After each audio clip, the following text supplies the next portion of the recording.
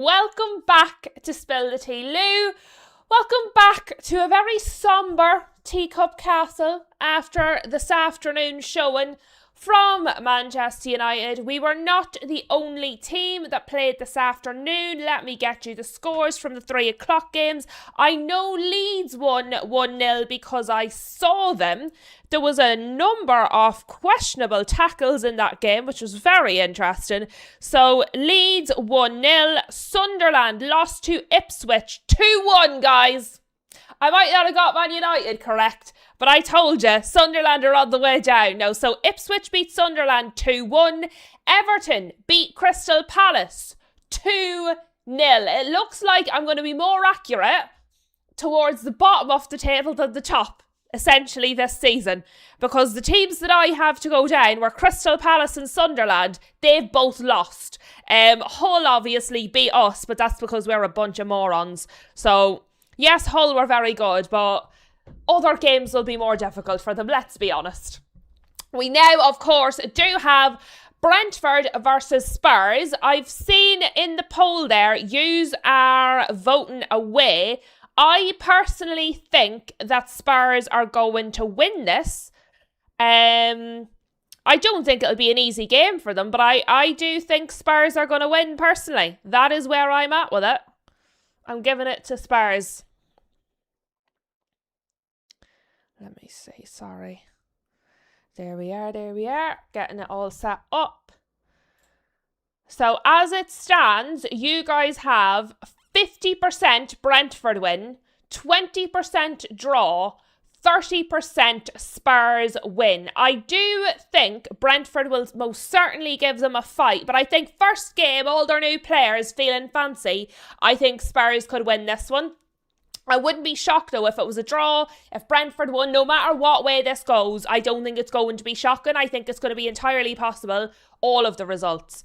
But I see we do also have, I'm sure I just saw a super sticker. Shout out to Rob Always United has sent us in the Cool Pair super sticker. Thank you very much to Rob for sending that in. Very much appreciated. And let me see, who have we got in the chat? I saw Shem. Shem is there.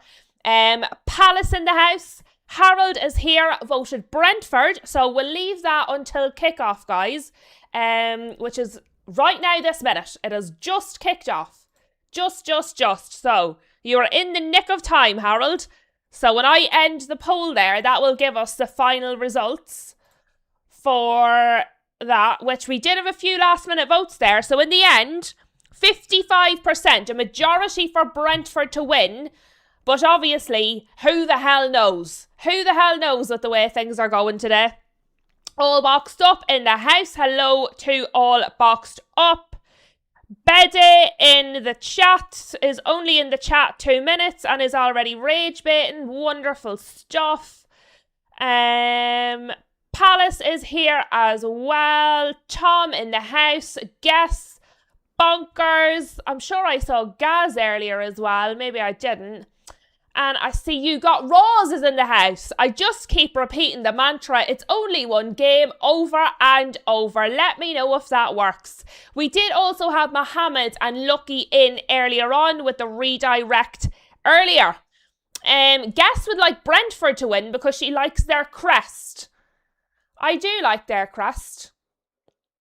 I'm actually very curious to see this because Spurs have so many new players, and obviously I've not watched any of Spurs pre-season games, so what I would like to do is see how it all maybe fits together. It still looks very sunny there, like it's 5:30. It's very sunny. It's been a little overcast here all day, so maybe it's just because it's dull here altogether. Luke is in the house, would also like Brentford to win. All boxed up thinks Brentford will win as well. Rob says he has a soft spot for Brentford. Poor Shem on his onio. I'll be honest, I would like a draw. Because I think Brentford are going to be trouble for United this season. And I think Spurs are going to be trouble for United this season. And apparently we're going to need all the help we can get. So as many draws as possible, please. Score a draw, because I would like goals, but preferably a draw.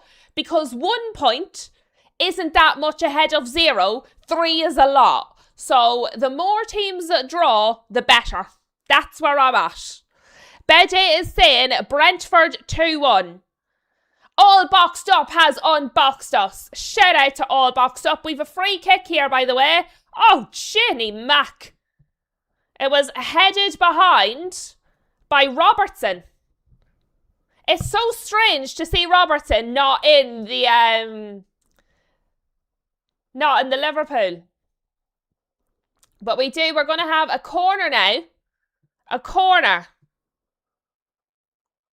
Hello to Aaron. Welcome to the chat. So, corner Brentford. Let's go. That was, now they've not scored from it, but you see what they've done? They had a player there on the edge of the box, and he specifically sent the corner to the player on the edge of the box, who was clearly hoping to volley it. Brentford are certainly looking threatening at the start of this match, lads. Brentford are well and truly up for this match. That was Collins, who I believe is one of their defenders. He just took it. It was taken straight off Bergval's toe.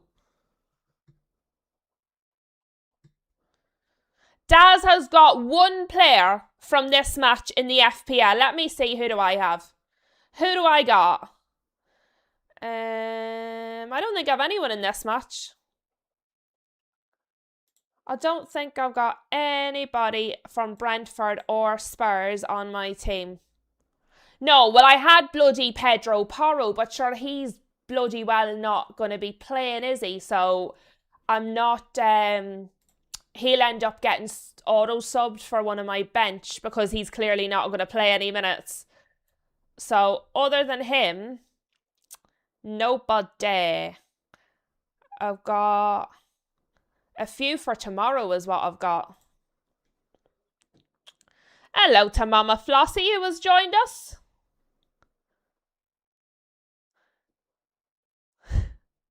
Shem. Shem's had enough of you lot. He's letting the trolls out of the dungeon. Be alright, Shem. It'll be all that much sweeter if you win. You'll feel better.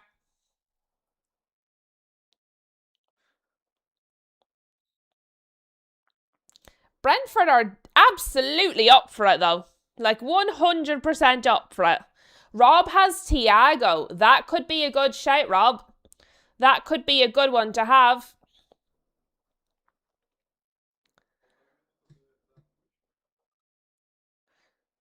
Brentford have had 4 shots, by the way, already. We're 5 minutes in. This is cheering me right up. Aaron, I tend not to give out my exact location on the internet because there are strange people on here, but yes, I am along the border.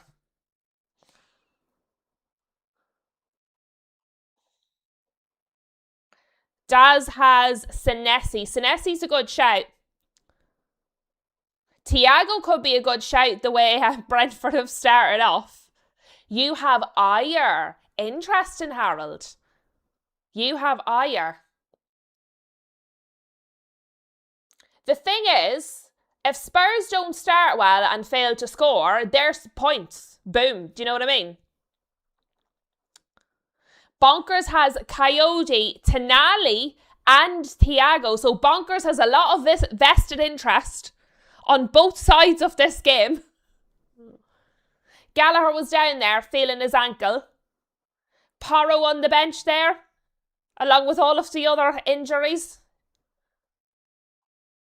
All of the injured players that really injured are all there, shown on the camera. There's a string of them there too. Hello, Godfrey. Welcome to the chat. Hope you are good. Brentford going for it again.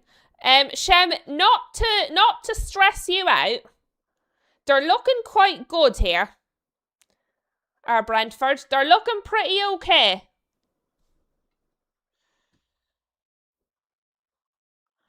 Jamie has joined us in the chat. Hello to Jamie. Welcome, welcome.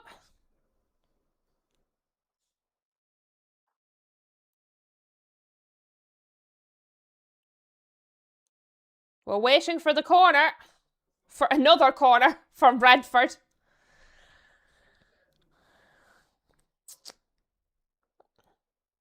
It was quite a long corner. Went to the player all the way at the back there, but the header was going absolutely nowhere. Hello to United. Mandem has popped in to like the video. Checked out early.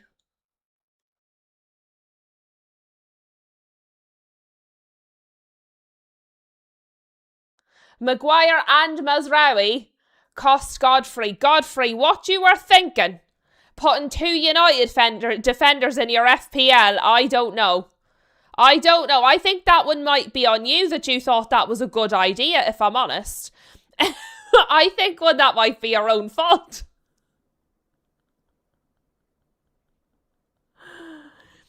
Jamie says he loves the channel. Shout out, Jamie. Thank you very much.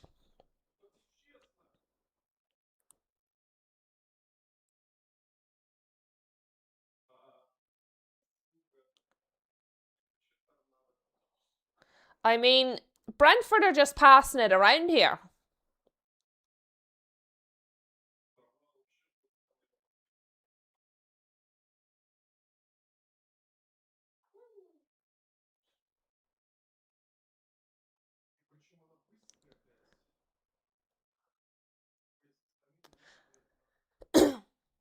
Tom not feeling too good after the match earlier on a similar track to United Mandem.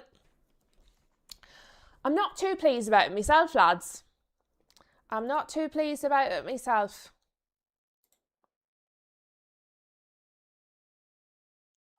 Do you know what I actually enjoy about the watch-alongs? I get it all out of my system, like, straight away. Like, I wouldn't sit in my living room having an old rant to myself, to the wall about United. But when I'm doing the watch-alongs, because I'm literally talking through the match, Spurs are coming forward, just absolutely skied. That was skied. Conor Gallagher, skied it, a mile over. But look, at least they were running in the right direction, which is first time all match. But yeah, so I feel like during the match, I get it out of my system because I say everything I'm thinking as it's happening. So then when it's over, I'm still disappointed and annoyed, but I'm not as if I hadn't said it. Saying it out loud is therapeutic, guys. Makes me feel better.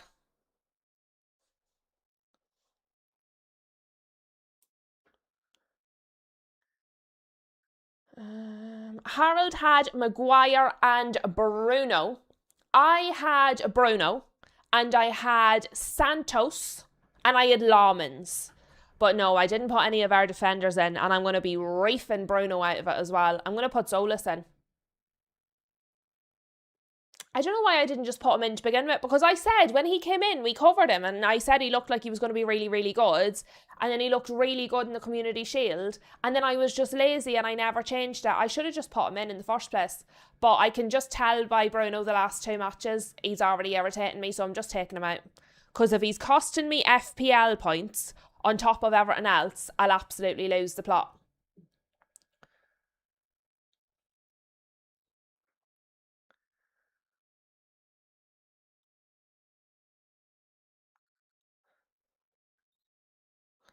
Brentford are looking smooth, guys.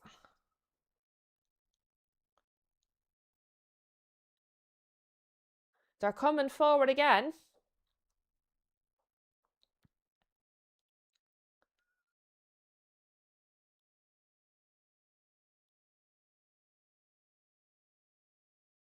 Brentford!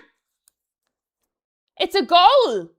They were just pass, pass, pass, pass, pass, goal. They've made that look so casual. They've actually made that look so casual. Go on, let's adjust our score. 1-0 Brentford. This is the start, guys. This is the start. Lewis Potter has put Brentford 1-0 Shem, close your ears a minute. This is the start of Brentford's charge into third place. You just remember, predictions with Lou and Kai. Telling you, I'm not as crazy as it seems. It was a very good goal, wasn't it? Very, very good goal. But they were just pinging it. Pass, pass, pass, pass, pass, pass, pass. But the ball is being moved fast. Nobody's delaying. Nobody's standing over it. Nobody's stopping it and then looking for 5 minutes before the next pass. They're not giving the defence time to set. They're pinging it about the place. Godfrey says, lovely, more of the same, Brentford. Palace says, Keane Lewis Potter is everywhere. Love it. Lucky says, Sangare is fast. When you think United were linked to him briefly, and then Brentford were like, nuh-uh, he's ours, thank you very much. They've had a good transfer window. They didn't lose much, and they've brought in well. Andy says Solis will be signing off the season. Well, I said Friday, I said, I think it's going to be between, at the minute, Santos looks very good. Even after today, Santos looks very good. And as I said, he was let down by his teammates today, Santos and Solis. They're the two players that I have picked out so far. But I mean, we're not even all the way through the first weekend. They're where I am. Super JP says, for the sake of United, you need Spursy to lose just to get some attention off you. No. Do you know what we need? We need a draw. We need a draw because 1 point each is better than one of them getting 3 points, because both Brentford and Spurs could beat United to the Champions League spots. So we need them to drop points immediately. Draws everywhere. Draws for everyone, because it's easier to catch 1 point than 3. Isn't it terrible? I have to think like that after one game. Guess is correct. United needs something more than Spurs to lose to get the attention off us. All Box Stuff says the Spurs need Shem's dungeon. Yes, Daz, there is UFC tonight. There is indeed UFC tonight. I'll be watching that later on. It's a good job there's no 12 o'clock stream tomorrow. We'll just be going live at 2 o'clock for the watch-along, because I'll be watching the UFC this evening. Tom says, we ain't escaping this one. No, we're not. No, we are not. Harold says, I need to keep Maguire on. I just love him. I do love Harry Maguire, to be fair. I do enjoy Harry Maguire. I didn't enjoy today's match, but I do like Harry Maguire. I can't help it. I have a soft spot for him.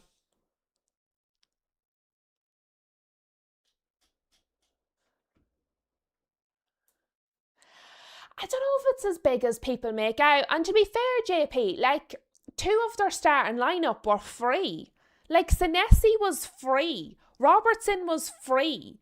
I know they've spent a lot of money on, like, other players. Like, Tonali was expensive and Mateus Fernandes was expensive. But, like, Mateus Fernandes isn't on the pitch. He's injured. And, yes, while they've overspent on some players, they've got other players for free. It seems to be this populist thing of Spurs have spent a fortune. When you look at how many players they've signed versus how much they've actually spent, if you average across all the players, it's actually not that much. So, like, what did they do? Let us do it. They've spent 92.5 on Tonali, 0 on Senesi, 0 on Robertson, then on Mateus Fernandes was 85. And who else have they bought? Tell me who else they've bought. What's the... Let's imagine they spend 150 between Marmouche and what's his face. They got, Dubravka for free. Who else have they bought? Van Hecke. How much was Van Hecke? 52. So 52 on Van Hecke. So 1, 2, 3, 4, 5, 6, 7 players, 379.5 million. So 379 divided by 7. That's an average of 54 million per player. Yeah, I've included for Savinho and Marmouche, I've put in 150 because that's the rumour between them what they're going to spend. So I've put in between Marmouche and Savinho, I've put in 150 on that. So it averages at 54 million per player, which actually isn't that much. So people sensationalise things. So let's imagine, right? Let's go back. Let's add in 80 for Gakpo. Let's just say, right? We're playing pretend. Let's say they get Gakpo as well for 80, right? That's 459.5 between 8 players. That only brings it up to 57.5 average per player. It's not. People keep talking about Spurs have spent so much money. Spurs have spent so much money. And yes, overall, they've invested a lot of money. But it's not quite the way some people are sensationalising it. They've got, if we include Marmouche and Savinho and Gakpo at like high end, they will still have only spent 57.5 per player if you divide it evenly because they got some for free. I just don't think that's that bad. If they get up to 8 players at an average of £57.5 million each, I don't think that's bad at all. I don't think that's bad at all. Lucky says, I did say we're not good starters in the league. Well, you are correct, Lucky. You are absolutely correct.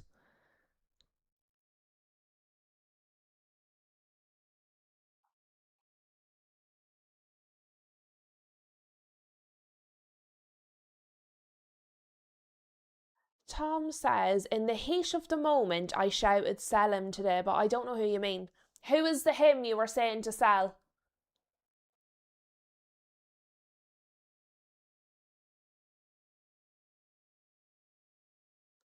I don't know who you mean, Tom.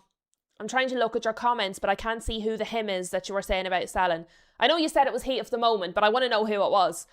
I think I said sell some people. Pretty sure I said sell Bruno. All Boxed Up says they've all got to gel though. Spurs could have problems. Oh, that's 100% true. I just think this thing of they've spent so much money, a lot of people are beating them with that stick. But for me, it's different. Like, let's say City spend 100 million on Buadi, another 100 million on the young chap that they're trying to get from Spain, and then another 100 and odd million on an Enzo. That's 300 and odd million, right? Which is less than what Spurs have spent, but it's drastically worse value. Oh, Maguire. Oh, poor Maguire. To be fair, I said sell Bruno. I've had enough of him. Him and his throwing a tantrum, putting rumours out every time he wants a pay increase. Every single time he wants a new contract or he's negotiating, there's rumours of him going to another club. Every single time. So I said it, but I absolutely mean it. He stunk the place out. We look worse with him on the pitch. And he's, every single time he's negotiating, there's links with him to another club. I'd happily sell him. Put him in the bin. If he does well, I'll give him the credit for it, but I'm done with him. I can't be bothered. Not interested in him anymore. But yeah, so like that, if City get 3 players and they spend 100 or so million each, that's 100 million per player for 3 players. That versus 8 players at 57.5 each. I just don't think that requires the same level of banter. Do you know what I mean? even though Spurs will have spent more money, they've spent all the money, but they've spent it sensibly, they've distributed it well, and they actually haven't overpaid. If you look at it individually, you can pick some out, but if you look at it as a whole, which is what they're going to be doing, they're going to be looking at their budget and what has their budget got them. They're not going to, do you know what I mean?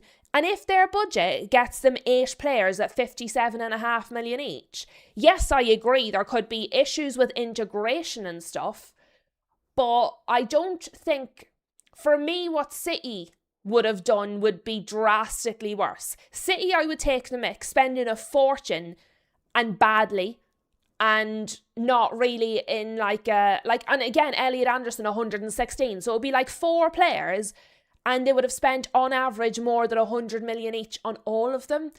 That, I think, is worth taking the mick out of. That, I think, is worth sort of looking at. Spurs, I think, require less criticism because, yes, they've spent a lot of money, but they've been a lot more sensible, I think.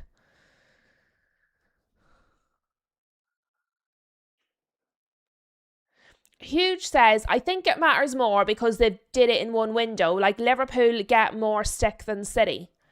But City will have done it in one window as well. I also don't think they should be getting stick for doing it in one window. If United went and sorted or tried to sort all of our problems in one window and somebody tried to take the mickey out of me, I'd be like, are you stupid? Are you mentally like a little bit challenged? My club has gone and in one window done their absolute best to fix as many problems as possible, as quickly as possible, by investing. And people think that's worth, like, taking the mickey out of. I would love my club to do that. What?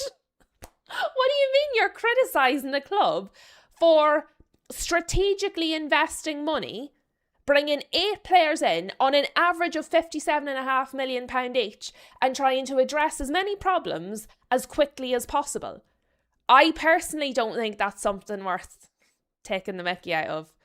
I actually think that's quite admirable, and I would like if my club would have done that. Maybe if our club had done that, we wouldn't have lost to Hull today. Do you know what I mean? Like, people can do what they want, but I just don't really actually see what is being criticised, if I'm honest with you. For me, City's worth criticising because they're spending a fortune, they're overpaying for everybody, and they're not really getting that much better or addressing all of this. Still wouldn't, if City spend up 400 million this summer on the players I've said, this still won't have addressed all of their issues. Spurs have spent 450 and would have addressed basically everything, plus the injured players coming back. You know what I mean? All Boxed Up says Spurs need to ensure they have a top class medical department. Yeah, they need to invest in that. I'll give you that one. Lucky says Michael Carrick is very angry. Good, he should be. I'm very angry. All Boxed Up says, I have no problem with Spurs spending all their money. The hierarchy stockpiled their funds and wouldn't spend until 2 disastrous seasons scared them into investing more in players. I agree. I think there's a difference between spending money and wasting money. I feel like Spurs are spending their money. I feel like City are wasting it. And to me, that's the difference.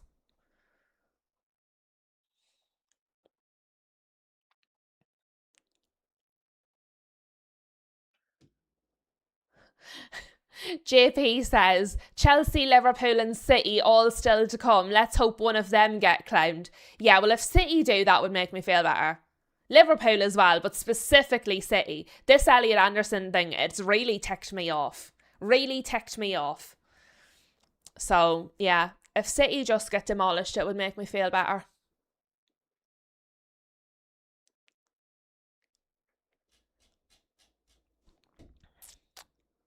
JP says, it's the United midfield, Lou. They've bought complete unknown quantity.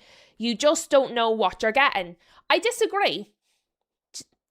Shockingly, do I ever say anything other than I disagree? I disagree because the least known of them all was Santos, and he's been the best. The unknown quantity has been the best.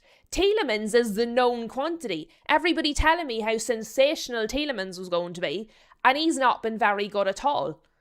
So I disagree with that. I do think we could have done better with our purchases in the midfield, but I think the unknown in Santos actually is the best one so far. I think Tielemans, to me, hasn't looked good. Bruno has had a detrimental impact when he's come back. Manu is not fit. And we haven't seen Baleba yet, so I can't judge that.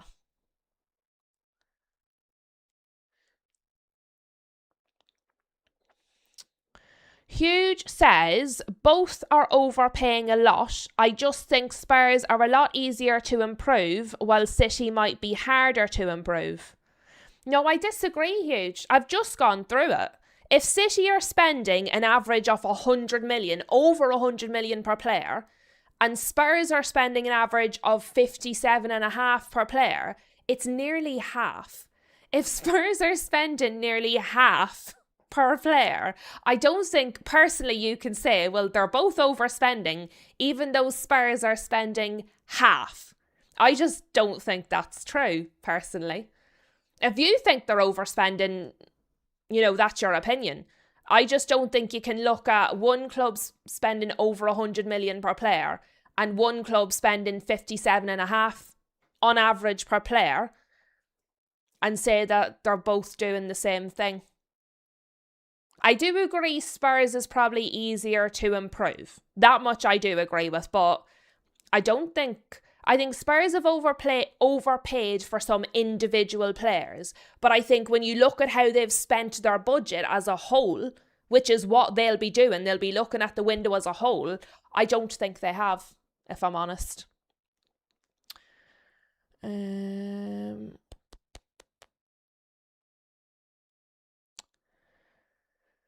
JP says, that United team today looked like a team that have never played together. No, they look like a team whose manager has told them you can have a day off after every match to rest instead of coming to training, and whose manager has told them we're not going to train you so intensely because we're afraid you're going to get injured, and a team whose manager has allowed them to become unfit to the point where they cannot press and are blowing out their asses after 60 minutes and have no urgency or intensity.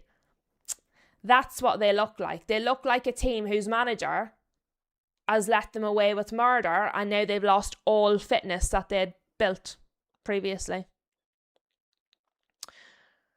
Rob agreeing with my point from the other day, saying Baleba is quick, which we need. Yep. Kishan says, Spurs spent 300 million, Man United spent less than Ipswich. Two of the teams to be favourite to be relegated won today.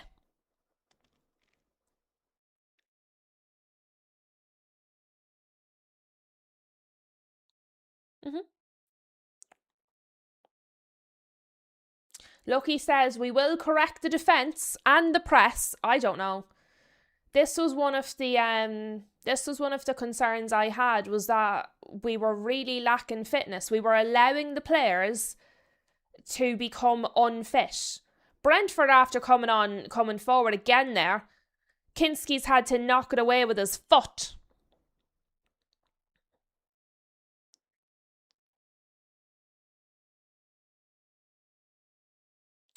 Yeah. Huge says, I agree with you about Carrick. I'm getting concerned because I don't think they will get a chance to improve their fitness because of Europe. This was, as I said at every point, even if it's not what I wanted, if there's credit to be given, I will give it. But we look unfit. And this was a concern I raised before Carrick was even made a permanent manager. And it's getting worse. He makes us less fit. The players are trained less hard. They're becoming tireder quicker. They're not pressing. There's no intensity. That has been there since he was an interim. It was one of my main concerns when we made him permanent. Everybody told me I was being a misery guts. Now look, massive save. Oh my God, 2-0 Brentford. 2-0 Brentford. Kinski made a big save, but it fell straight back out to Yadelt, who smacks it in the back of the net. That was, to be fair to Kinski, he's had no protection there at all. He's made the save, a really good save, and it's the rebound that goes in. Brentford are making this look easy, like real easy. Brentford are making this look.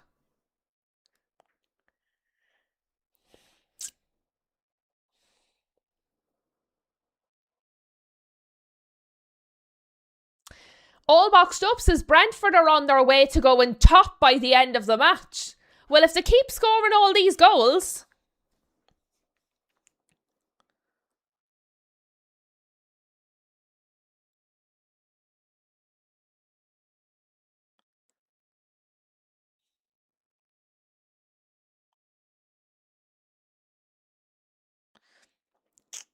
He's put it straight back into danger, Kinski. He's done well to make the save, but he probably should have caught it rather than pushing it back into danger. It was a good save because it came at him fast, but probably shouldn't have pushed it back into danger. Thing is, he's young. He is young, and we've seen a lot more experienced keepers than him do that. Yellow card here for, I think, Conor Gallagher. He's not had a very good game. Yeah, he stuck his leg out there and tucked down Coyote.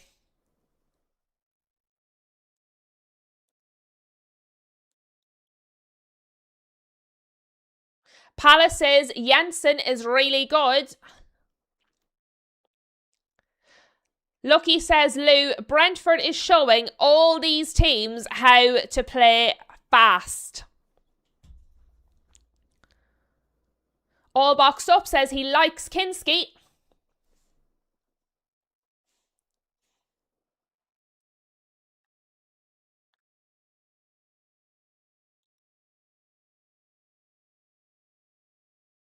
Prodigy says, a well-run club, Brentford are performing well, not surprised.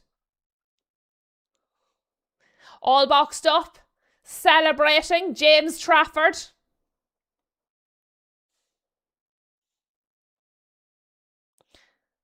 Thing is, it feels like there could be 4 or 5 goals in this match, you know.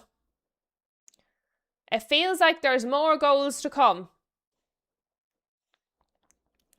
A lot of the subs are out there warming up. Could we see a pre-half-time sub from Spurs? Feels like the kind of thing De Zerbi would do.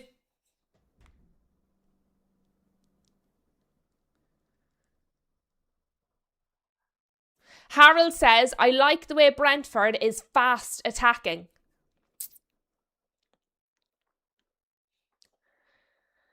Keith Andrews brought in a new, deputy coach.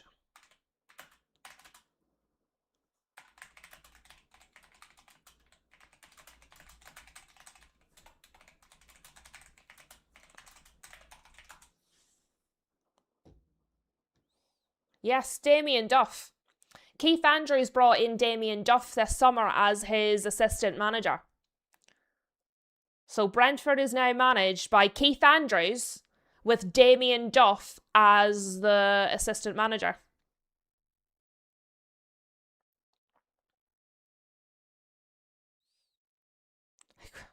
Brentford nearly had another one there.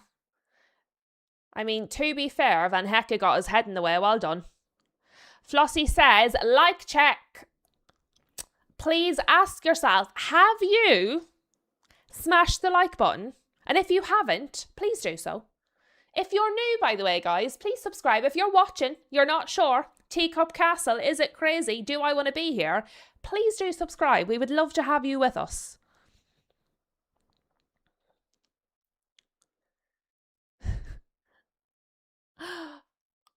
Bonkers. 8 shots with 3 on target for Brentford. They're smashing it. Absolutely smashing it. Tom says, why is Bergvall still on the pitch for Spurs? He gave in a transfer request. I imagine they're probably calling the bluff of any team that wants to buy him. They're probably saying, come and pay for him, or we're keeping him. I can't think of any other reason.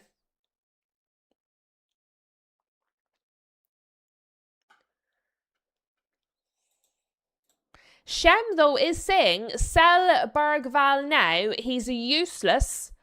Gallagher is just pointless out there. Tonali has no control of anything. And I think what people are going to see this season is exactly what I said. The reason that I said I didn't think Tonali was what United needed. Tonali is not a defensive midfielder. Bruno G kept that midfield together. Bruno G did the defensive work in that midfield. Tonali spent more time going forward than he did defending. And you can put him in the position. It doesn't mean that's what he is. I'm so glad so many of you were here with me at the start of the summer when I said, I was asked, who would you want? Who would you want in your midfield? And I said, James Garner. I said, not Mateus Fernandes. I said, not Tonali. I said, not Elliot Anderson. I said, Tonali is very good, but not what we need. I said, Elliot Anderson, I don't think is as good as people think. I think he's overrated. And I actually said really early on, I said Bruno G. And then when it was put out that he wasn't available, I said James Garner. We've got Santos, which I'm delighted with. But people are going to see this season, Tonali is not a defensive midfielder. So putting him in there is a waste of time because it's not where his strength was. His strength is as an 8. He's not a 6. Same as Elliot Anderson. He's not a 6. He's not. But people don't watch enough of these teams. People don't watch enough of Newcastle. They think they know everything from watching a couple of match highlights and then they're experts on a player. If you actually just watched even 6 or 7 full Newcastle matches last season, you would have been able to see that was not Tonali's role. Did it?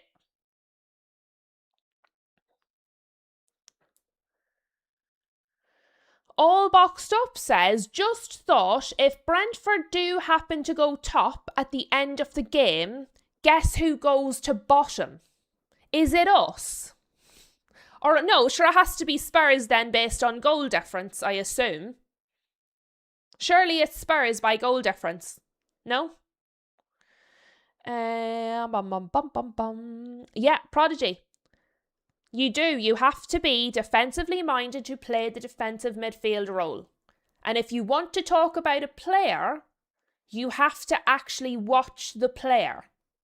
You're not going to get a full idea of a player on a few snippets or a half a match here and there. You have to watch them. And if you don't know, it's okay to just say, I'm not 100%. This is my impression, but I'm not 100%. People are so determined to have an opinion on everything at the minute. You must have an opinion on everything. No, you can just say, I don't know. It's fine. All Boxed Up. Yep, I am correct and right, just by goal difference. But let me see. Flossie says Bruno was the heart of the Newcastle team. He was. People thought it was Bruno G and Tonali. It wasn't. It was Bruno G. I don't even know if Tonali qualifies as the glamorous assistant. Yeah. Super JP.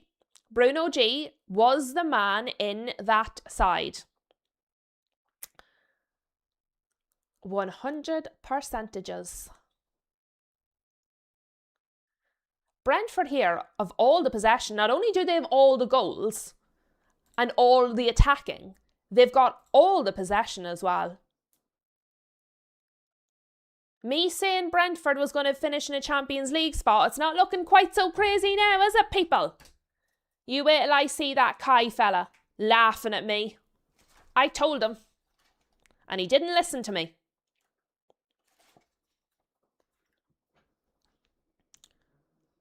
Rob says, come on, Tiago, cheer me up. It might do Shem in. He does say, the defenders look like they're playing together for the first time. If we could do more than 5 subs, I'd bring the whole bench on. Poor Shem. You did try to warn us, Shem. When we were being positive about Spurs, you tried to warn us.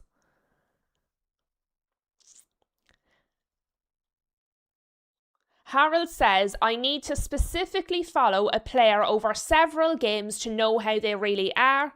There is too much noise if you're just randomly watching games, at least for me. I agree, Harold. I absolutely agree.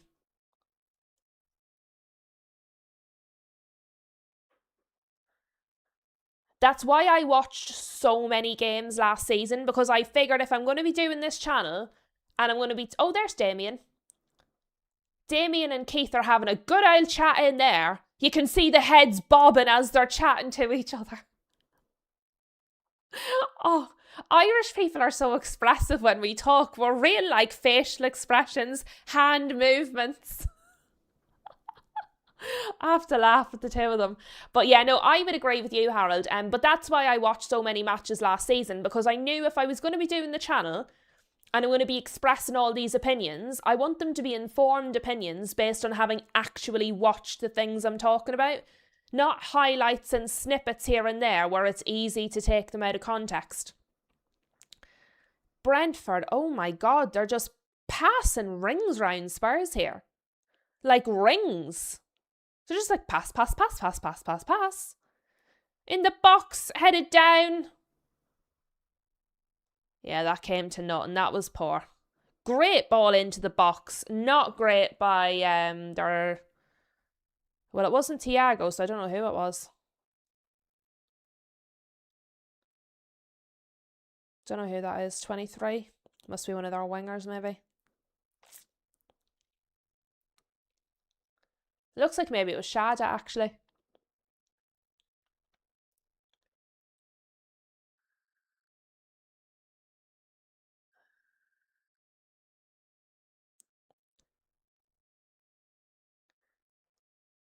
The crowd's not as loud as I expected. They're loud, but not like raucous. Maybe it's after Hull. Hull were so loud. Like in a good way, they were so loud. I find the crowd here is sort of lulling with the match. When the match lulls, the crowd lulls kind of a thing. Earlier it was just like consistent loud. Super JP says, Tottenham look terrible. So much for all the new season hype. I mean, you gotta hype. I mean, I hyped Man United. I'll give you a little factoid. Do you remember, guys, I said I kept changing my predictions? So I wrote them all down. They're still written here. So I readjusted my predictions just before me and Kai went live. Before I changed them, this is exclusive content. Before I changed them, they read Arsenal, Chelsea, they never moved. They were always my top 2. Before I changed them, it read Brentford in 3rd, City in 4th, United in 5th, and Spurs. And then I changed them for the official predictions. But I did actually originally have Brentford above United. Just so ye all know.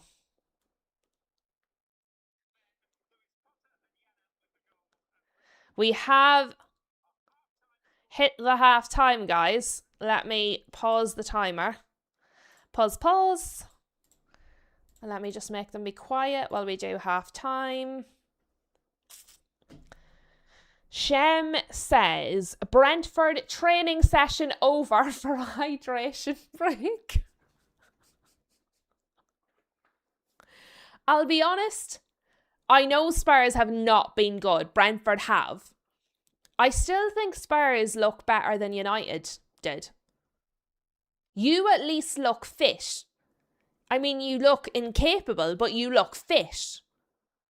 Jeannie Mac, 11 shots for Brentford to Spurs 3. 3 on target to Spurs none. And I still think you guys looked better than United looked today. All Boxed Up says there's no movement by Spurs. It's so pedestrian.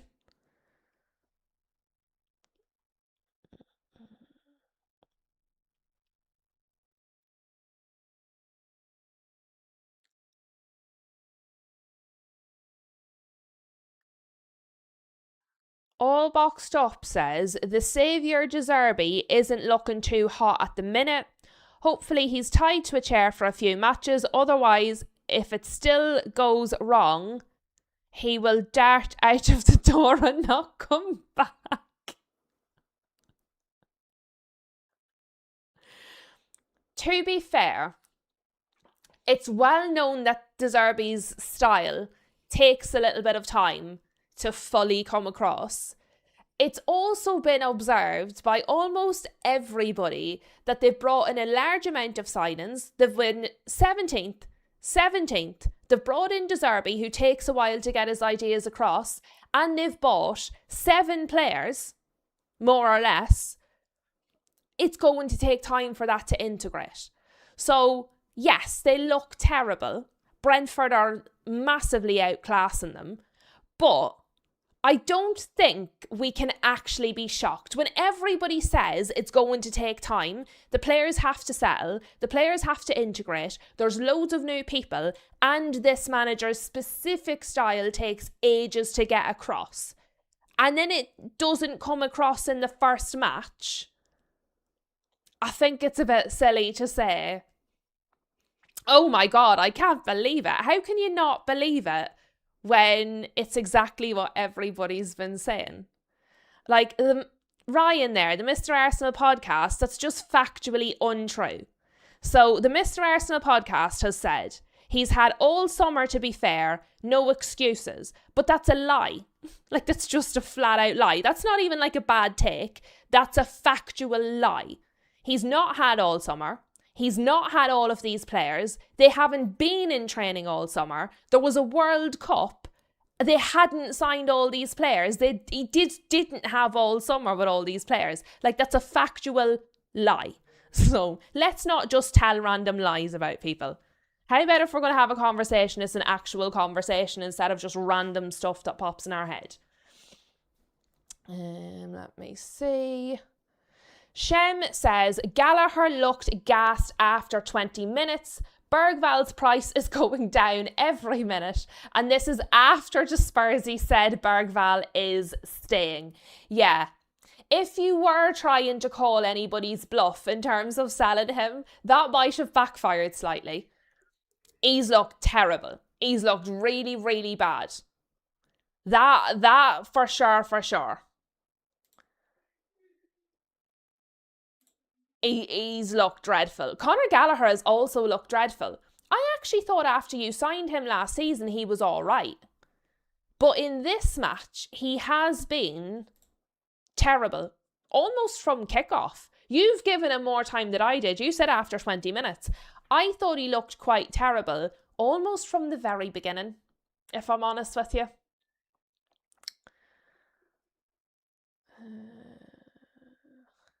All Boxed Up says, it's also well known that De Zerbi has a record of leaving clubs. We did mention that, to be fair.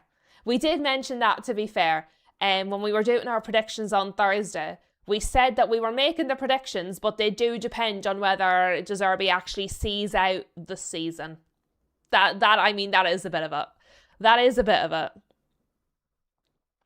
Ray Ray in the house. Hello to Ray Ray, who says, Spurs looks pretty strong on paper, but will they gel so quickly? Well, probably not. Like, to be fair, probably not. Because in that lineup, right, so Richarlison is not rated by the Spurs fans at all. Tell had actually a decent pre-season. I think Moore was okay in their pre-season.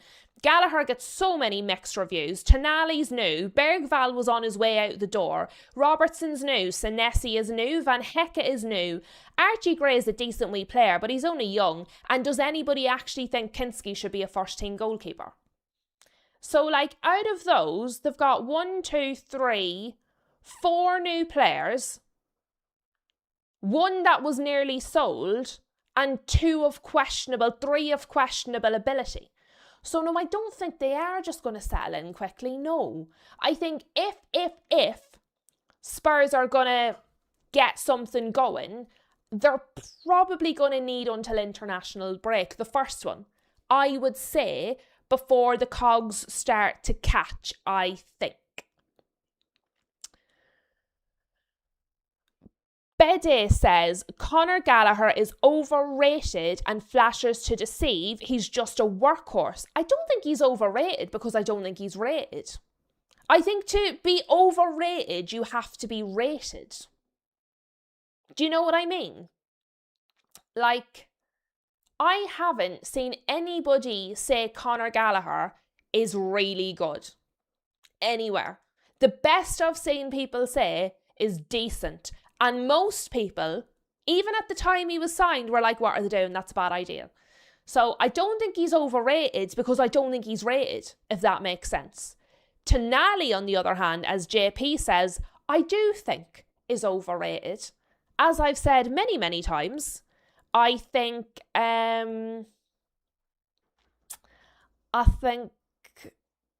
he got a lot of credit for a lot of the work that Bruno G was doing. Ryan says, you could argue that the owners made too many changes too quickly and hoped it would fix most of their troubles.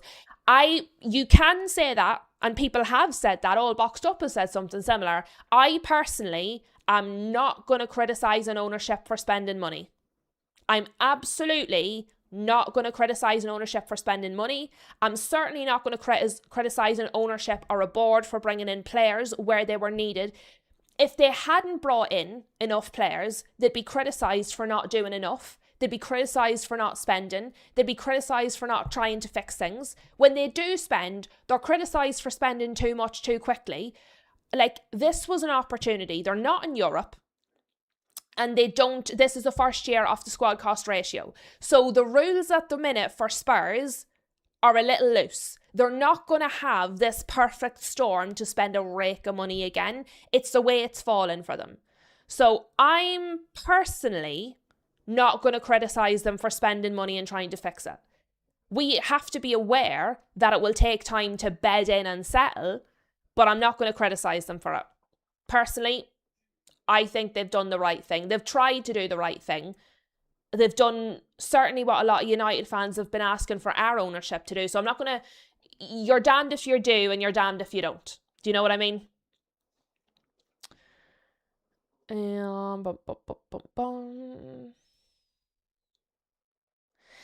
Bede, that rumour about Bruno G for being out for up to 6 weeks was poo-pooed. So that came out from an ITK account. That came out from like a fan ITK about Bruno and his hamstring in 6 weeks. That was an ITK fan account. And then Arteta himself came out and said, no, it was a thigh muscular injury. It's nothing to do with his hamstring. And that it's not going to be a long time. But let me see in case anything new has come out since and Arteta was telling us Billy lies.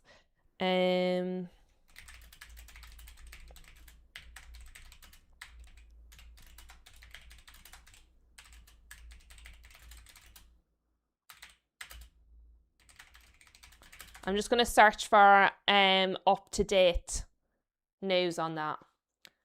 Because that really took off and a lot of people started to talk about it. But I want to just double check.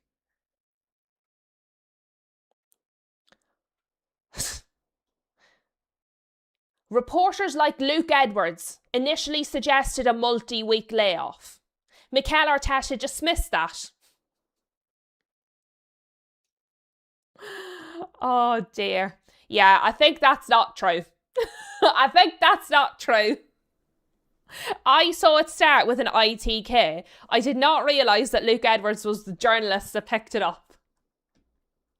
Yeah, so no, it's supposedly much more minor, and it's only a thigh. It's a thigh thing. It's nothing to do with his hamstring, and it's definitely not. He didn't play in the match as a precaution rather than a long-term layoff, but because that rumour got picked up by journalists and they just sort of ran with it, people have the wrong information because it was everywhere, and only I specifically went and checked it and was like, what is that? And then Arteta was like, that's just not true. But yeah, you've been had, my dear. You've been had. Let me see. Yeah, Super JP. Yeah, Arteta come out. No, JP, it's not. No, it's not about rivals need hope. It's about when multiple outlets and journalists are reporting something, people are going to assume it to be true. You shouldn't have to fact check a journalist. Do you know what I mean? Like, so no, it's not about rivals need hope. Don't be snidey, right?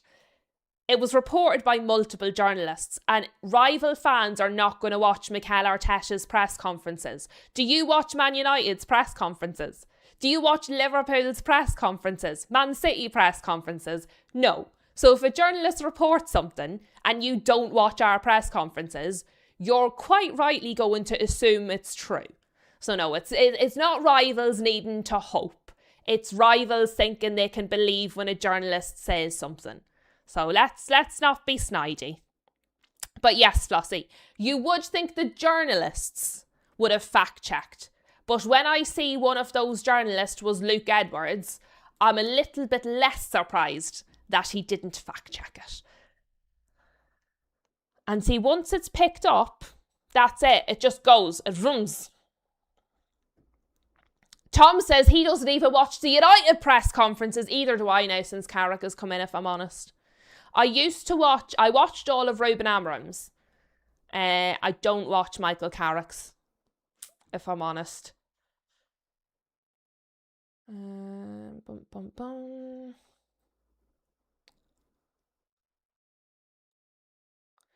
All Boxed Up says Spurs have been hamstrung by the World Cup and the fractured transfer market led to delays in transfers and also the 3 weeks off for players who were at the World Cup. Then the Premier League starts before the window is closed.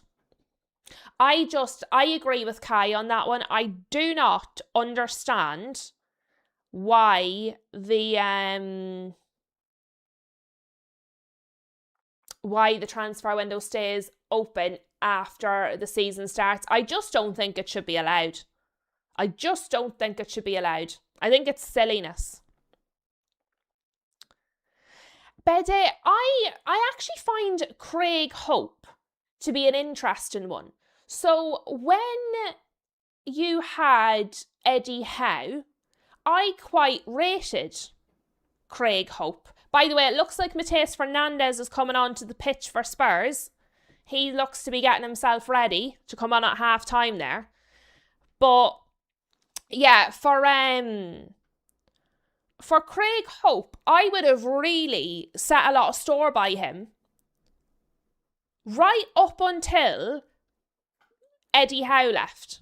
The minute Eddie Howe left, he's been a sour, grumpy, miserable, negative sod. Genuinely, I rated Craig Hope. Not so much Luke Edwards, but I would have set a lot of store by what Craig Hope had to say. Since Eddie Howe has left Newcastle, the tone of his reporting and his tweets and what he says have completely changed. He's so negative. So negative. I can't, if you look at the way he spoke before and look at the way he speaks now, there's a complete shift in his attitude. He's very, there's a lot of salt there. I don't know if him and maybe Eddie Howe were personal friends, if they got on a personal level. I don't know, I'm speculating. But the whole tone of him has completely changed. Even when Joe Linton got injured, the report was Joe Linton goes down injured and he was made vice captain this week. It was very like, what would you have made him vice captain for, and now look, he's injured. It was just real like snotty. And I'm like, unnecessary. Unnecessary. Unnecessary, like Wes's comment. Hello, Wes. Dubsy in the house. Hello to Dubsy. Flossie says he seems to love reporting anything negative about us, about Craig Hope. Yeah. I didn't feel like he was like that before. I've noticed a drastic shift in him though. Really, and I've obviously followed a lot of the Newcastle reporters throughout the window. Really and truly, the turn in him has been wild. Wild. Tom says it would be better for everyone if the transfer window shut before the season starts. I agree. I just think it leaves everything really messy. It leaves everything really messy, half done. Nobody knows where to stand. I don't think it's good for any club. Any club at all. I think it's a terrible idea. All Boxed Up says, I watch Farke's press conferences, an impressive human being who commands the room, so intelligent too. He gives that off on the sideline though. All Boxed Up, Farke gives off that vibe. Bentancur's on, by the way, as well. So Fernandez and Bentancur both on for Spurs. Good. At least he's not waited too long to make a change. Hello, Lily. Lily's with us as well. Dubs says both Craig Hope and Luke Edwards are frauds. I don't think not liking somebody makes them a fraud.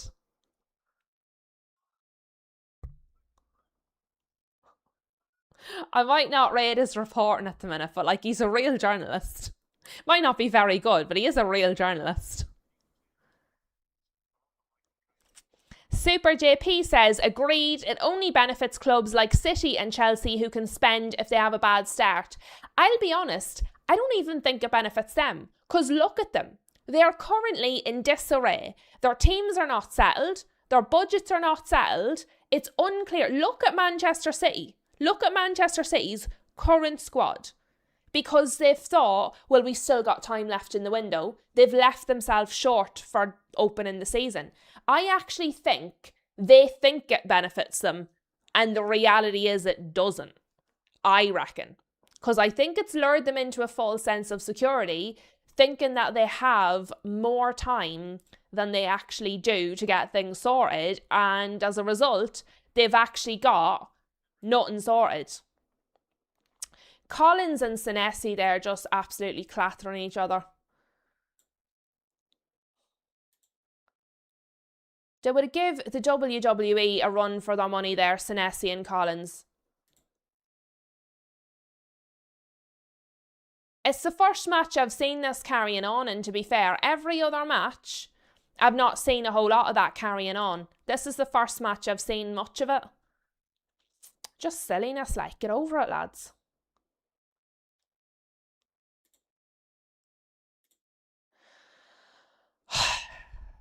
I already know the score. Lads, what part of don't put spoilers in the chat are we struggling to understand? It's 3-0, Brentford have scored. And it's spoiled for me because I've seen the score before I've seen the goal actually happening. It's 3-0 to Brentford, which has been absolutely ruined for me because there was a spoiler put in the chat, despite us saying on every single goddamn watch-along I've ever done on the channel, don't put spoilers in the chat. We had a spoiler in the chat. So I knew the score before it happened. Guys, come on. Think a little bit. How can I react to something if you tell me before I see it? Because that would just, I could have faked it. I could have pretended I didn't see the score, done a fake reaction, and then it's totally, completely disingenuous. If I haven't reacted to it, I haven't seen it. Come on.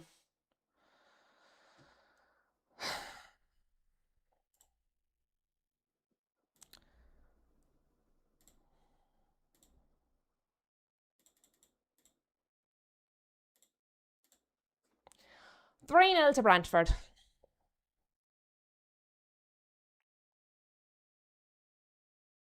Random, I had a no spoilers banner, and then people were putting it in anyway. Every single stream. Like, it's very frustrating. It's very frustrating. I know sometimes people don't mean bad by it, but if I've not reacted to it, I've not seen it. Like, if I've seen a goal, I'm going to mention it. Do you know what I mean? Just think a second before the fingers get type happy.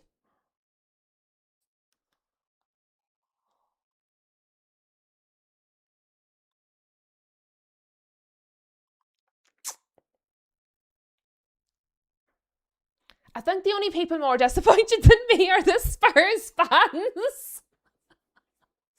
Oh, welfare check on Shem. Are you still here? Is Shem still here? Is he all right?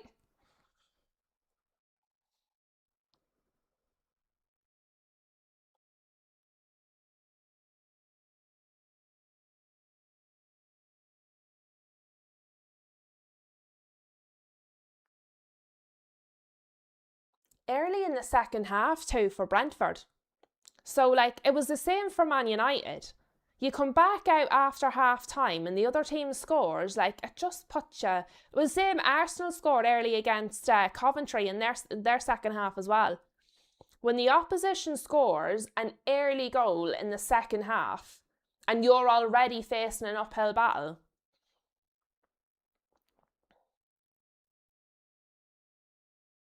Spurs are coming forward here. They've got it across the box, straight at the keeper. Straight at the keeper. Kelleher collects it. Who actually got the goal? Let us check. Let us check who actually got the goal. I didn't even watch it then because I was annoyed. I was being grumpy. Coyote got it. So the 3 goals for Spurs, or for Brentford, sorry. Lewis Potter, Janelt, and now Coyote. So 3 different goal scorers as well.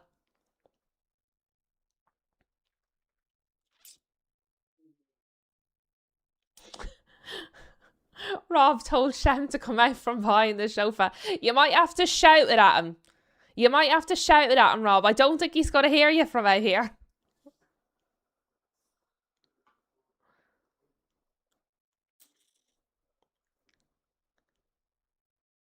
Super JP's delighted with life. Prodigy knows some Spurs fans that are De Zerbi out already. I mean, some of them might not have wanted De Zerbi in the first place, and this is a reinforcement then of why, to be fair, because that's kind of how I felt about Carrick. Not that I wanted, no, I'm not Carrick out, but that I felt like, look, these were the concerns I had, and I'm actually seeing the problems that I was worried about happening in real time. Do you know?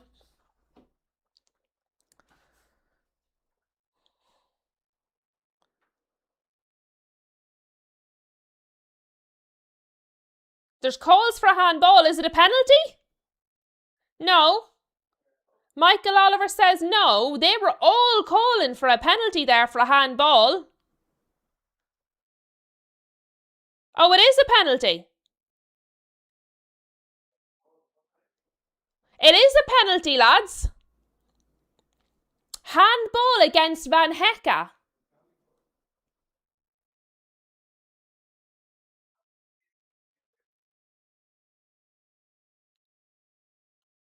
He pointed to the back. I don't think he's given it for a handball. I think he's given it for the push in the back of Shada. I don't think it is. I don't think it was a handball it was given for. I think it was given for the push in the back by Bentancur. Because when he gave it Michael Oliver, he showed a push. A pushing motion. So, sorry, Tom. It's penalty for Brentford. Bentancur pushed one of the Brentford players in the back. There was confusion because there was shouts for handball. But when Michael Oliver gave the penalty, he did a pushing motion, which makes me think it was for the push in the back. But it's going to be Igor Thiago to take it.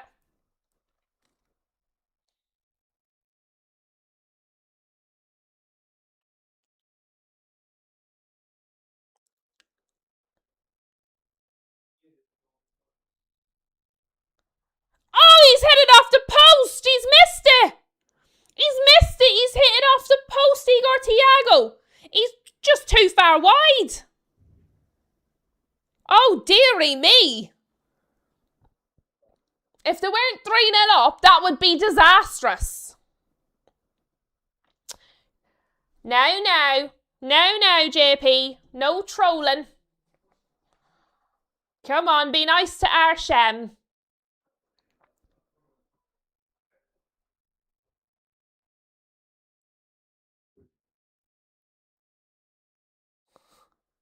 Tom is happy for the FPL.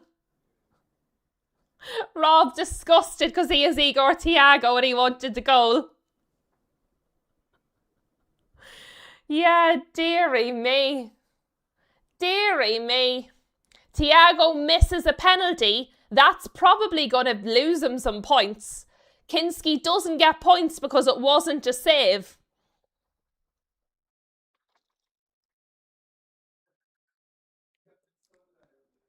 But he did that stupid hop before he kicked it. Can none of them just run up and kick a ball anymore? And Kinski had gone completely the wrong direction, so it would have went in. It's that stupid hop and a skip before they kick the ball. Silly Billy. Prodigy says, I've never been impressed by Thiago.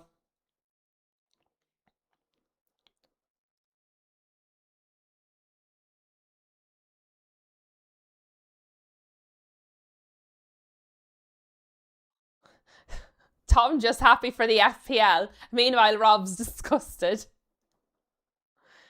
Damien says, oh, somebody's down. Coyote is down holding his head. He clattered with Senesi.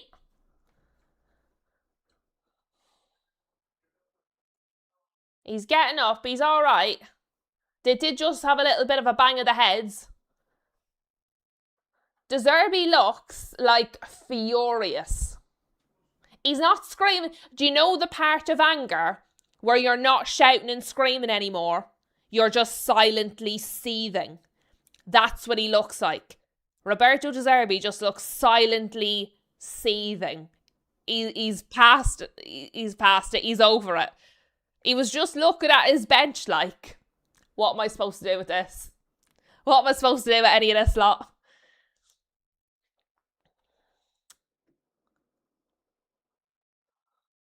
Damien says, a very, very small consolation for Spurs is that a fourth for Brentford and a win would mean Arsenal is not top anymore. I'm not quite sure that's going to help. I love the effort. A for effort. Not quite sure that's going to help them though.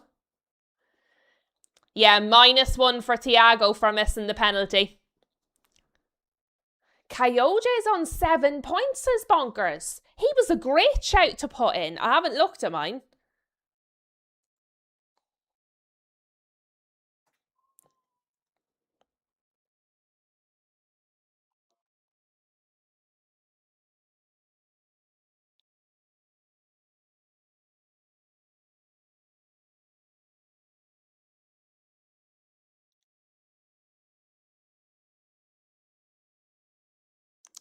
Tonali scuffed that. I mean, Kelleher caught it, but he scuffed it on the way in anyway. All boxed up. Do you know what, though? That's one of the things that puts me off with Watchalong. See the people that do them reaction compilations. I don't like them. I don't think creators should be benefiting off other creators' work. I think it's a wee bit lazy. If your content is just clipping together other people's content so you can take the mickey out of them, I think it's a wee bit lazy, personally. I know people do enjoy them, but like, there's one or two of the people that does it that I just don't like on a personal level. And I wouldn't be surprised if they tried it just because they thought they were funny. I don't like them. If you're not big enough to make your own content, or if you don't do your own watch-alongs but then want to take the mickey out of people who do, I think it's a cheap shot at other content creators, if I'm honest. Odegaard's got 11 points. Yeah, that's quite good. 11 points is quite good, yes. That is a decent haul for a player, yeah. Where am I at? Oh, sure, I've nobody in this match.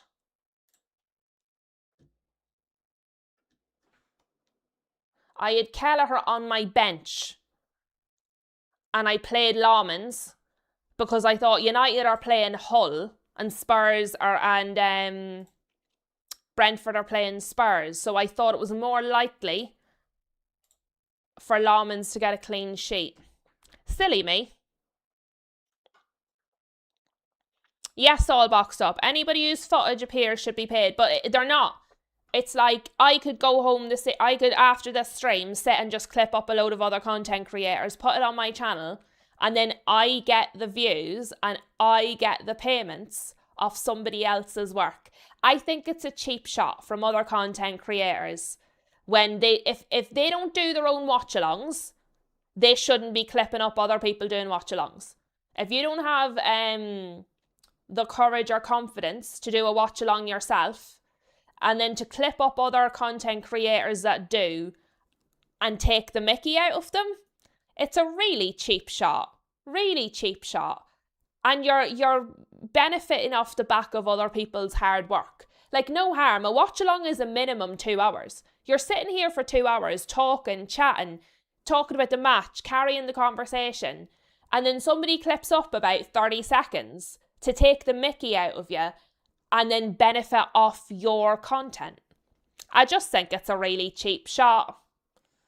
And I think there's a content creator that does it that I think really is too big to be at that silly carrying on, clipping together other people to take the mick out of them, but doesn't do their own. Oh, that was a shot there. There was a shot for Spurs. I think it's going to be a corner. Yeah. Like Prodigy there saying it's not moral getting paid from other people's work. Yeah, and there is, Tom. There's a lot of channels that do it now. There's people who that's their whole model. That's all they do. But for me, like when a content creator has like over 500,000 subscribers and then is benefiting off other people's work, I think they need to take a long, hard look at themselves.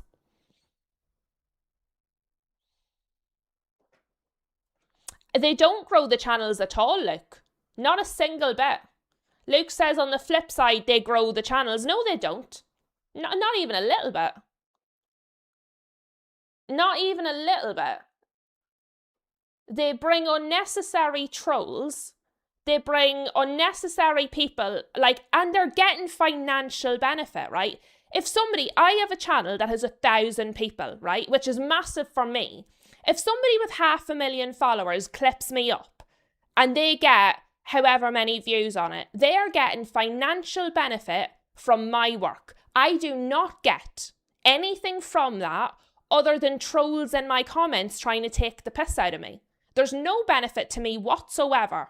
It's lazy. It's lazy and it's sneaky and it's underhanded and it's nasty from one content creator to do that to another. When they aren't brave enough to do their own watch-alongs, there's no benefit. It's shitty. It's really shitty.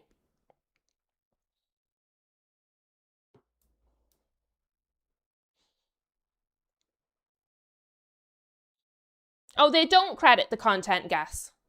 They don't credit the content. There's no links in the description of all the channels they're clipping up.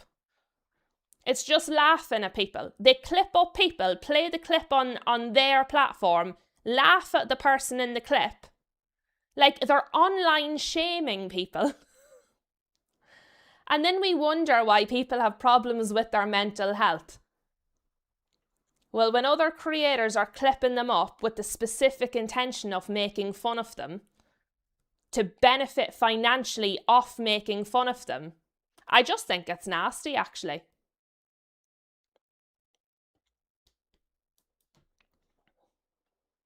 No, there's a lot of big ones do it, Luke. There's a lot of big ones do it.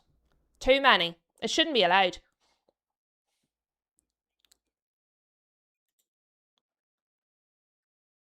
It is just a money grab, Prodigy. 100%.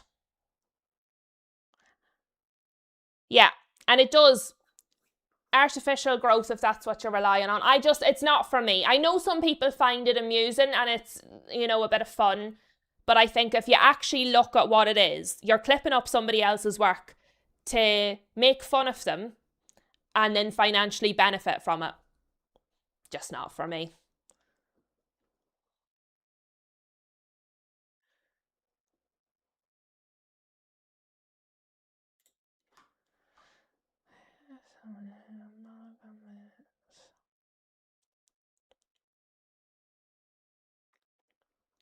If people volunteer it all boxed up, fair enough. If somebody says, clip up my content, maybe you'll bring me some views, cool. But for the most part, that's not what happens. If people are volunteering, Jesus, that's up to them. But most of the time, it's not. Most of the time, it's done by whatever will create the most waves. Flossie says, or they troll YouTube looking for arguments between streamers. It's just lazy. Agree. I just think maybe I'm not into all the drama-rama. I just don't... It's just not my cup of tea. It's just not my cup of tea. Make your own content. If you want to be in content, put in the effort and time and make your own. Don't be benefiting off other people's hard work. We have some substitutes here for Brentford. Jensen off, Ouattara off.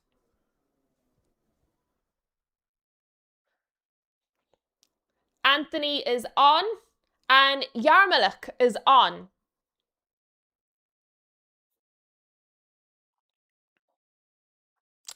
Harold says, I've never thought about it like that. Thank you for, giving that point of view. I'll be honest, Harold, if I wasn't doing content, I probably never would have thought about it that way myself. It's only now on the other side when I can understand the impact financially and otherwise it would have on me if somebody did it to me. Which I'm by doing this content, I'm leaving myself open to that, but I'm not going to stop because somebody else is horrible, but it's not a point of view I had considered before either, until I was in a situation where it would directly affect me. Oh, Jesus Christ. Can one of the mods please ban that idiot?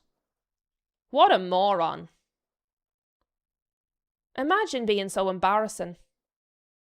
If one of the mods could ban him, please, that would be sensational. Imagine going into a channel and that's your first comment, and then we talk about it. Idiots on the internet. Idiots on the internet.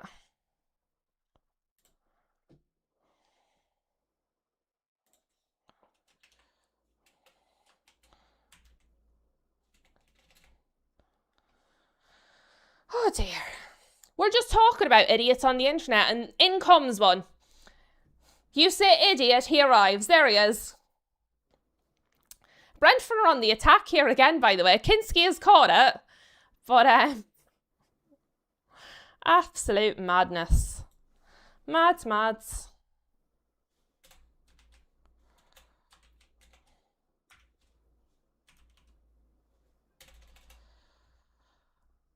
Divvy. What a divvy. Love the internet. Love the internet, guys. Right, back to the football. Let's stop talking about people because they'll only wind me up. Not to worry, Flossie. I got him. I think Rob is obviously AFK as well. Yeah. Oh dear. It's, when you're training a puppy not to pee inside and you think they've got the hang of it and then they pee inside. That's what it's like.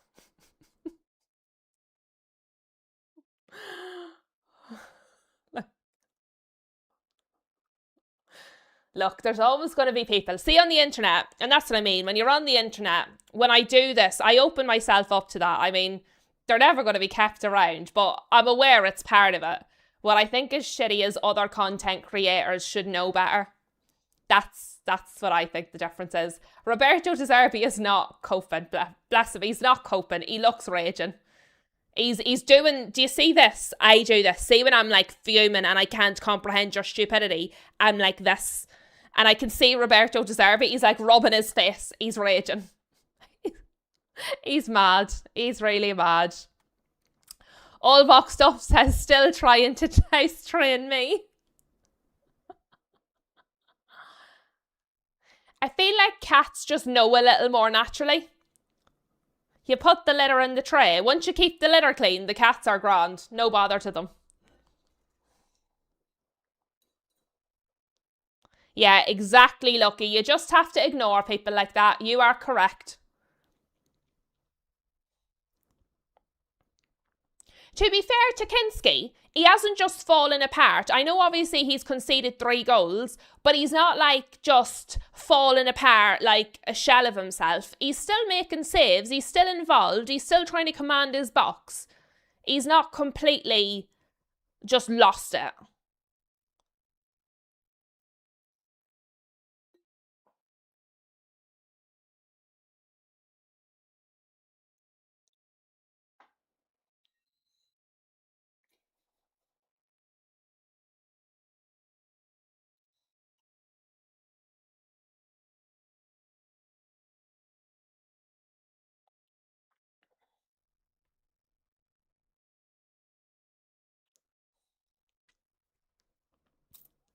Brentford, like there's 20 minutes left and it just feels like the game's done. The game feels like it's come to a natural end already. Frederico says, with the signings, you would think Spurs would be better. They've been worse. Yeah, they've not been very good. Brentford have been, though. And I think people have been sleeping on Brentford because Brentford are like Everton. They're like a mid-table team and people just forget about them. They'll be somewhere in the mid of the table. I don't think that's the case this season. All Boxed Up says, I think De Zerbi is shell-shocked. He does look a little bit like taken aback. He does definitely look a little taken aback.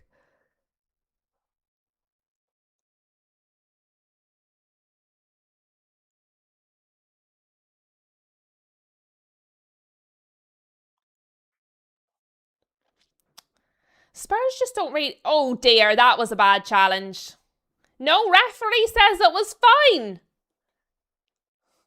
We've got some questionable ones going in here on both sides, lads. Michael Oliver's just letting it all run on.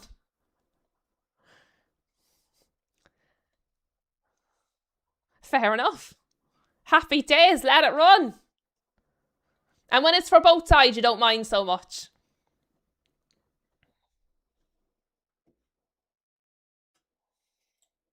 There was definitely 2 there and we're a little bit hinky. But it was 1 each, so he's just let them run. Balance each other out. Fair. I rate it. Well done. He's not normally that sensible as Michael Oliver.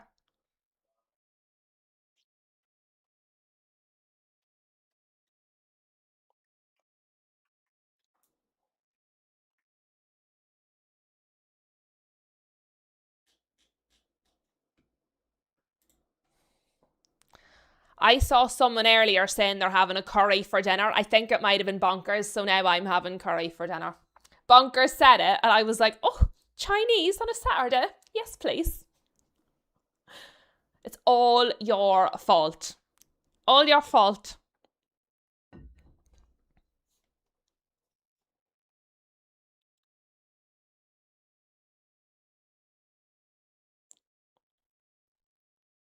Frederico says Spurs need to improve the striker options.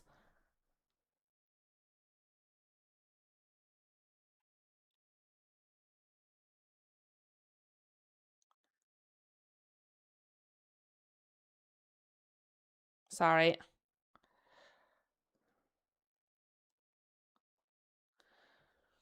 Yeah, to be fair though, I think the Spurs fans are aware of that. Because all the Spurs fans I've seen have been frustrated that they haven't got more up front. Hello to Spanny. That's a fun username.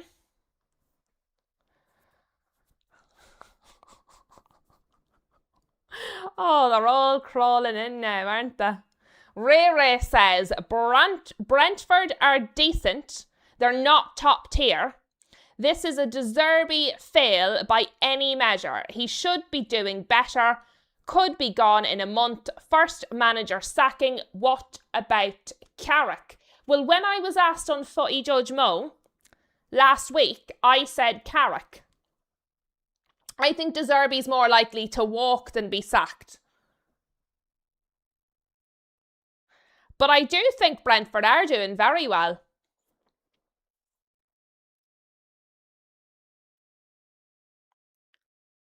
I do think Spurs have been poor, but I think Brentford have been very good.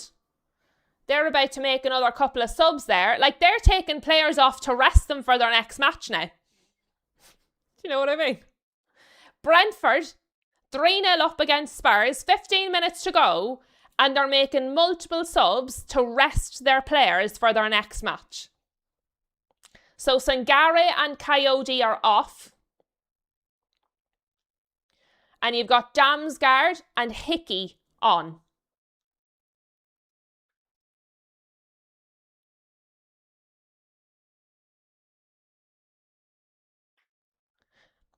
Completely agree, Prodigy. Completely agree. Brentford is a settled club and Spurs have a lot of chaos. People underestimate stability. A star comment. Completely agree.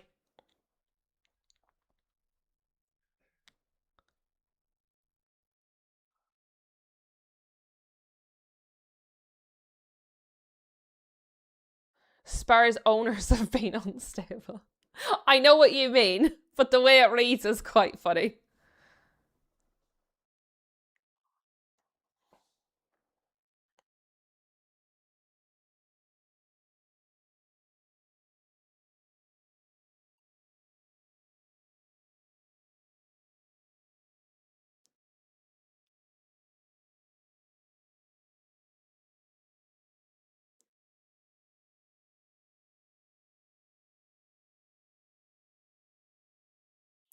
Sorry, I'm double checking the Chinese order, guys. Apologies.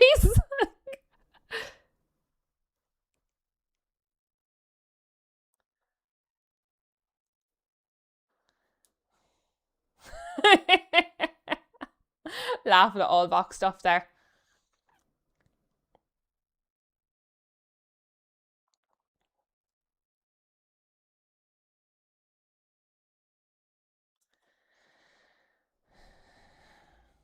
The yellow there for Janelt. He's absolutely after swinging out of the Spurs player. Lucky is saying it's too early to judge. It's only been one game.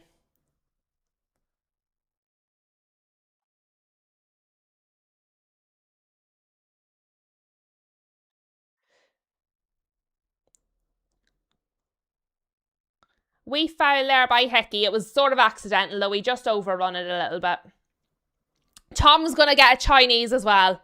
We're all on it today. Tom, I don't normally do it on a Saturday.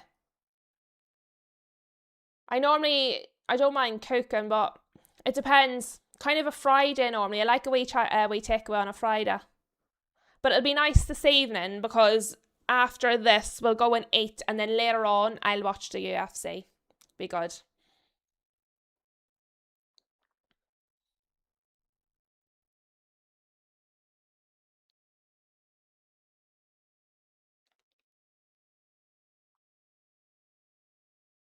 Spurs are having a little bit of possession here, but it's all around the back.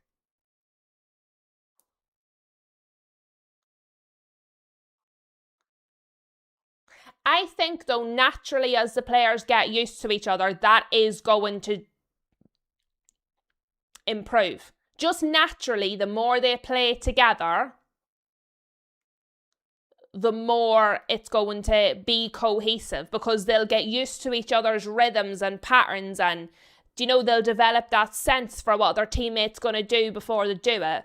Naturally, that will just improve. The understanding of each other will improve.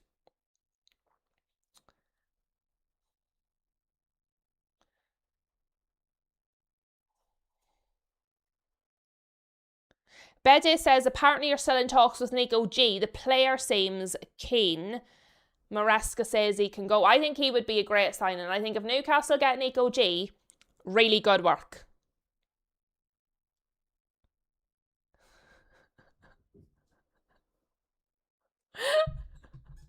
All boxed up, you make me giggle. Lucky says he waits for the first 5 games before he sort of gives an opinion. I don't have the patience for that. Fair play to Lucky because he's not losing his head. But I personally, I'm full of judgment. Full of judgment. Ray with a fair point. That balance and rhythm can come from the manager. What have we seen here today? I just think, look, I do judge on what I've seen, but I also just don't think that the whole season is in the bin after one game. Like, I was raging after the United match, and I definitely judged all of them, but I also don't think the season's done after a game. Do you know what I mean? This is not the finished product. It is an advertisement for why the transfer window should close before the season starts. I think if the season was starting on Friday, the transfer window should have closed on Thursday at midnight. That's the way it should have been. The day before the season starts, the transfer window closes at midnight. That should be the cutoff.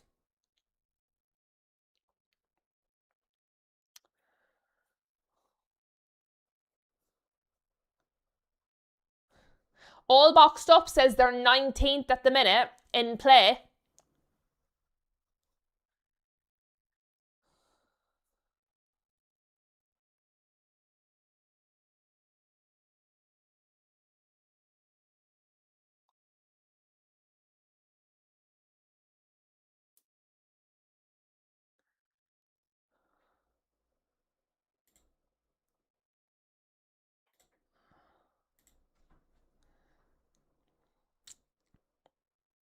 I do take your point, Ray. I'm just rereading your comment.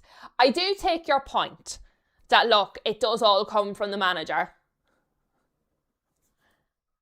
I just think naturally it will improve. They'll get used to each other. They'll get used to him. He'll get used to them. They'll start to understand what he wants a little bit. Callum Wilson looks like he's about to come on. Yeah. I don't know what's wrong with people today. Do you know what that is? It's a sign that the channel's growing. As the channel grows, we will attract more wonderful teacups. We will also attract more weirdos. Unfortunately. Wilson is on the pitch for Brentford. 34, I didn't know he was 34. 20th, sorry, all boxed up, lied to us. He lied on purpose. He told us the wrong thing. No, he made a mistake. Alphabetically, they're 20th.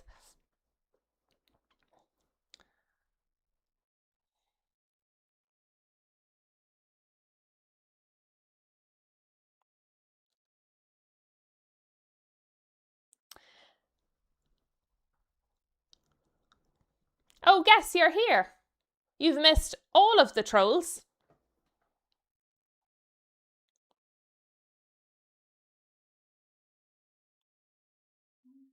Well, all of them so far. We might have another one before the end of it.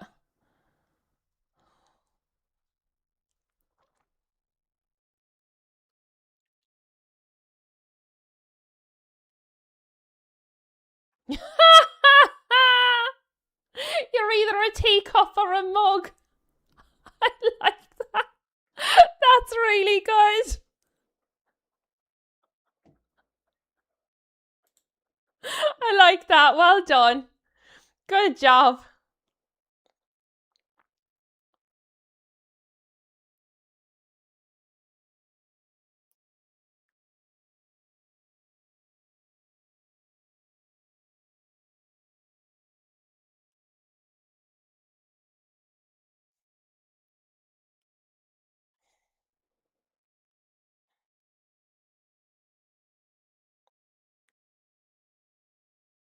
There was a corner there for Brentford, but it was kind of straight into the hands of Kinski.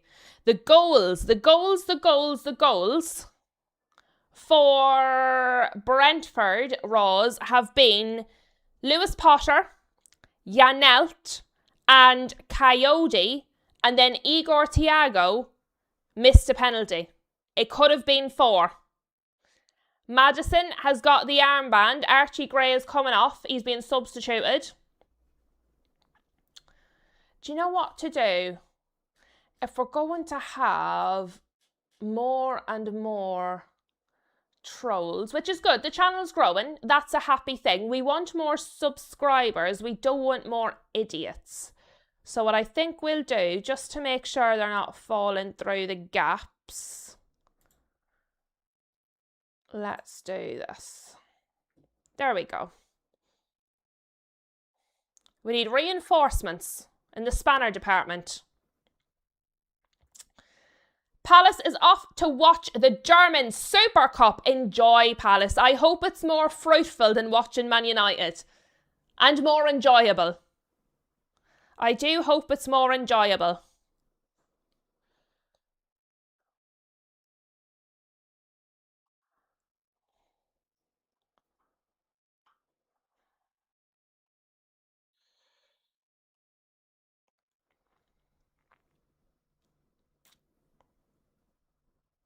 No, not you, Rose. You can. No, not you. We have people coming in with some interesting comments today. Not you.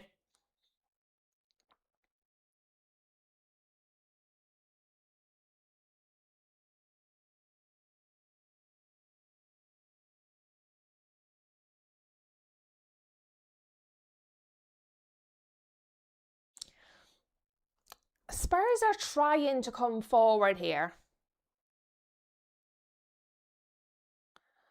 But they keep just ending up working their way backwards. Like, they were up there on the right wing. Oh, they've got a ball through here to Maddison. He's got it across the box and just nobody to get onto it. It's gone all the way out to the left.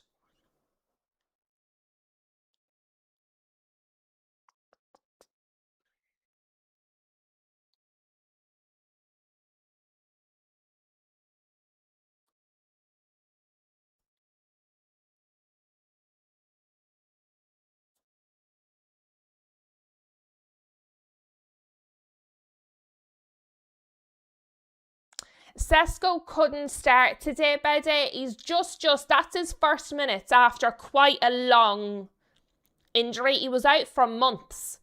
So he wasn't fit to play a full match. So that's why he was put on as a substitute.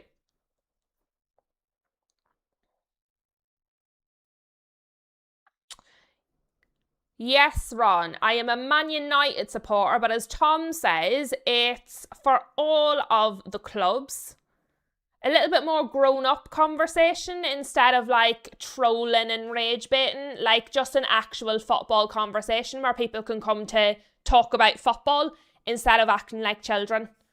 So it's quite nice. It's a little bit more chilled, I think, than some of the channels that are out there. Tom reckons his first start will be in the Carabao Cup. That could probably be about right time-wise, Tom. You're probably about right there.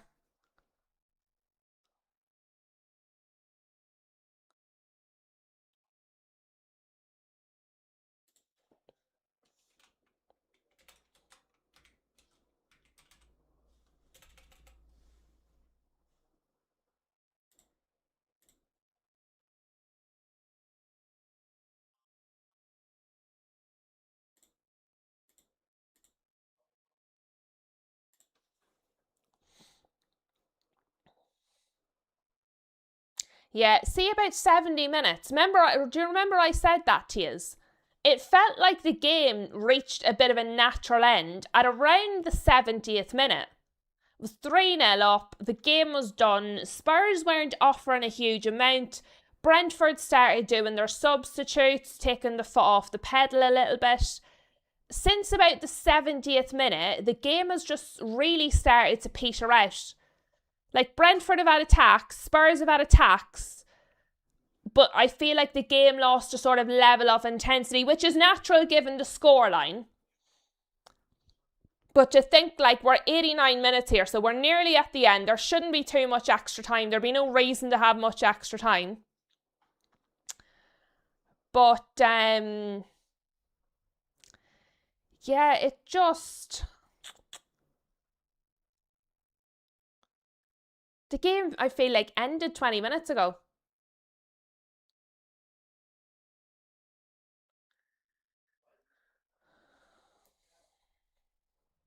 Like, Brentford here are going forward quicker than Spurs. Van Hecke had to do a bit of defending there against Wilson.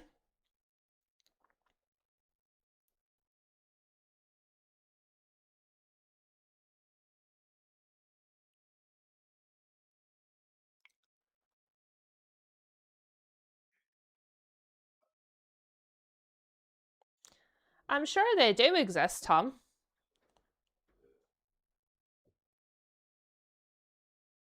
Just because you don't know anyone that doesn't mean they're not real, like.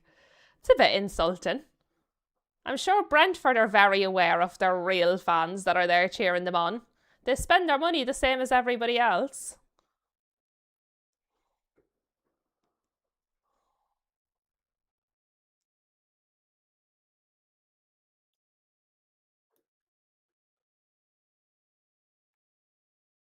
I mean, there's plenty of them there. All boxed up with some facts from Leeds. Stack scored 5 goals outside of the penalty area since the start of last season. More than any other player. No player has more goals from the direct free kicks during that time than his 4. Yes, we've brought in some reinforcements to the mod squad in the form of all boxed up. So be careful, because he's liable to hit anybody with that spanner.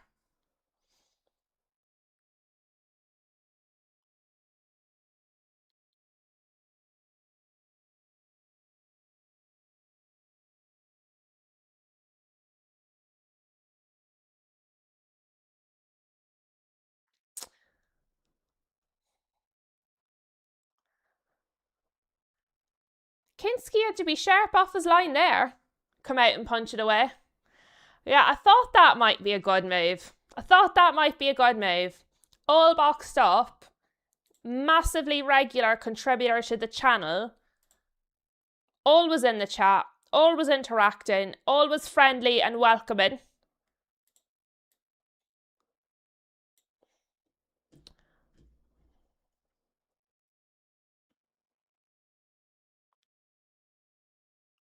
Rose says, I'm lucky I've been pro Leeds in here for a while.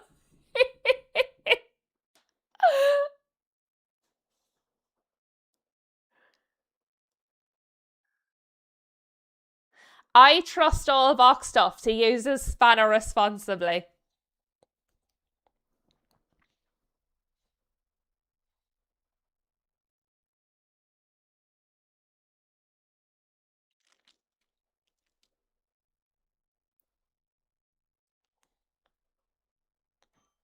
Guys, I'm sorry I'm not telling you anything more exciting about this match. I'm watching it. And I'm trying to find something exciting to tell you. And I'm struggling.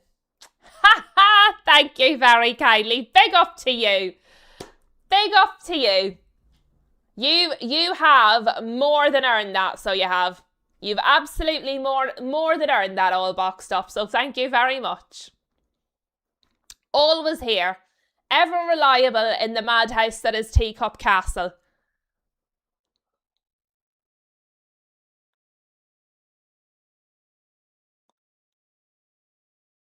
Yes, with great mod power comes great mod responsibility. And on that note, we have reached the end of the match. It has finished 3-0 to Brentford. Spurs have work to do. They were aware of it may just feel a little more urgent. Dearie me. On that note, guys, we have a new member to the mod squad at All Boxed Up. We've had some wonderful new subscribers. We've had some new trolls. And we've had... Have we had a new Brentford? I don't know. We'll see, we'll see. Brentford are currently joint top of the Premier League table. Guys, we're going to be back tomorrow. 2 watch-alongs tomorrow. City Bournemouth at 2 o'clock. Newcastle Liverpool at 4:30. Go off, enjoy your evening. If you're joining us on the Chinese bandwagon, enjoy your Chinese. And I will see you all tomorrow at about 10 to 2. Have a good evening, folks, and thank you for being here.